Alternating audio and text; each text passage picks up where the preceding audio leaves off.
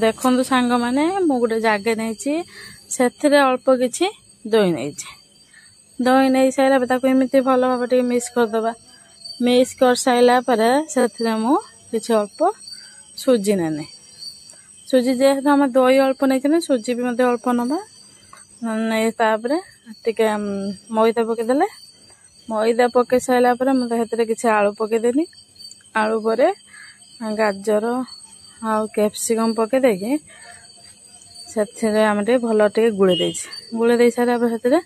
लुण पकईदेवा आवश्यक अनुसार तापर जीरा गुंड टे काश्मीर लंका गुंड पकईदे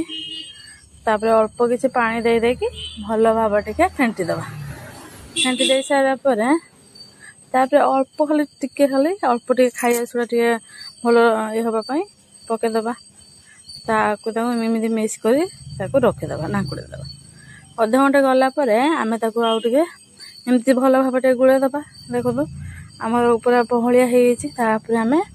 तावर टे तेल देदेवा तेल दे सारापर